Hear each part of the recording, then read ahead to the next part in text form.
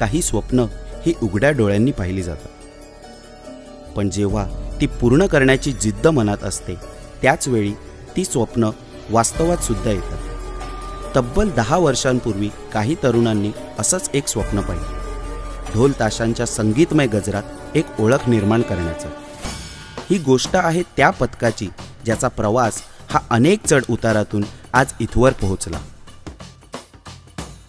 प्रतिपश्चंद्र लेखे व वर्धिष्णु विश्ववंदिता साहसनो शिवस्येष्या मुद्रा भद्राय राज्यते। प्रतिपदेच्या चंद्राप्रमाणे वाढत जाणारी व लोककल्याणासाठी निर्माण केलेली मुद्रा असा ह्याचा अर्थ। याच अधिष्ठानातून निर्माण झालेले ढोल ताशा पथक म्हणजे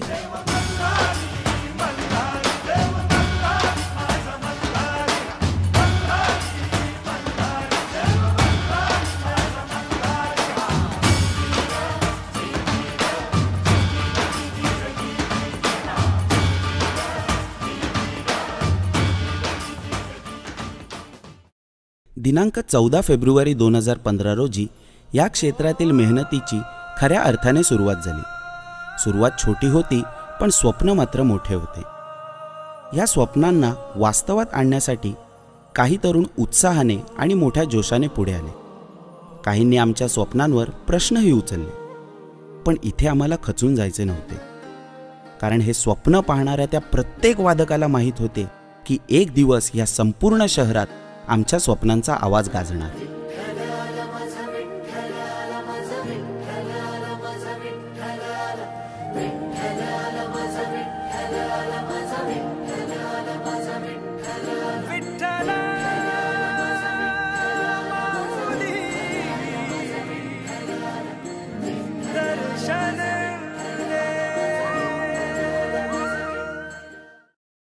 पहिल्यांदा मोठ्या मंचावर राजमुद्राला वादन करण्याची संधी मिळाली। ताडदेवचा राजा महाआगमन सोहळा। त्यावेळी वादनासाठी आलेल्या राजमुद्राच्या प्रत्येक वादकाच्या मनात प्रश्नांची भली मोठी रांग लागली होती। एवढ्या मोठमोठ्या पथकांमध्ये कोणी आमच्याकडे पाहेल का? आमचे वादन ऐकेल का? प्रेक्षकांची साथ मिळेल का? आमच्या भक्तीचा हा आवाज एवढ्या लोकांमधून बाप्पापर्यंत पोहोचेल का? अशा न जाणो कित्येक प्रश्नांचा खेळ मनात चालू असताना आगमनासाठी आलेल्या त्या लाखोंच्या गर्दीतून वादकांच्या मनी आत्मविश्वास निर्माण करणारा एक आवाज कानी आला।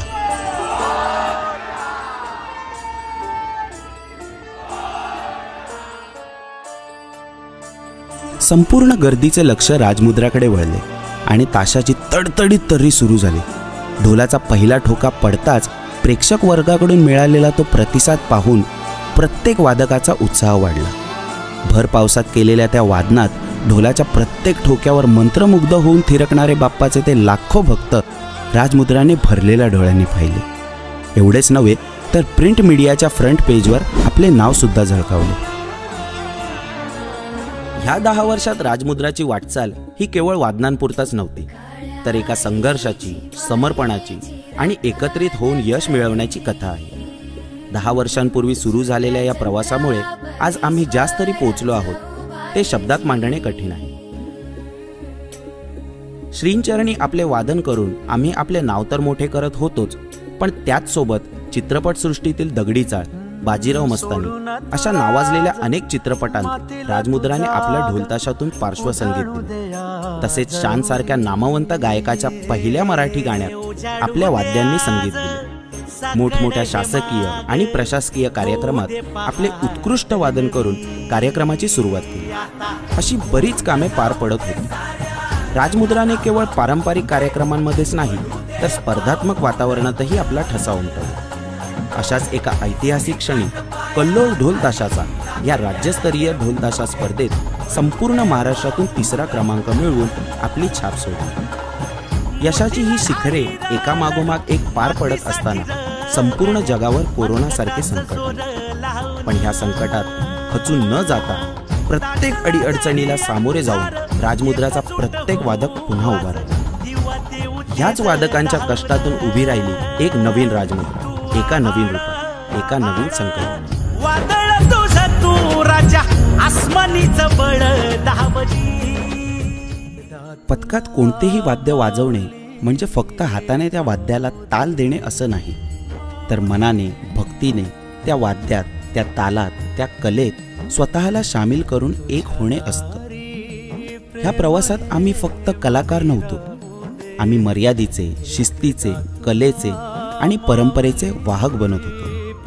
आमच्यासाठी ढोल ताशा ही एक आवड तर होतीच, पण त्यासोबतच आमच्यासाठी ही कला एक साधनासुद्धा होती.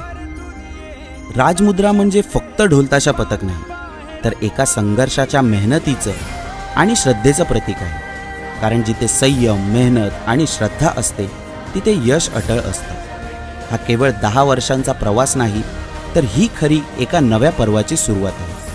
चला गरजूया 10 वर्ष अभिमानाची, 10 वर्ष संघर्षाची, 10 वर्ष कला जोपासण्याची, 10 वर्ष आपल्या हक्काची. गर्व आहे मला मी राजमुद्रा वादक असल्याचा.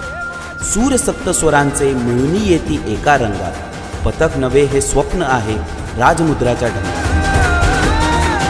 नाचे माझी पंढरी,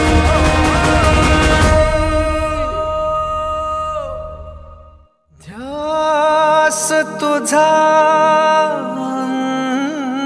अंतरी. नाचे माझी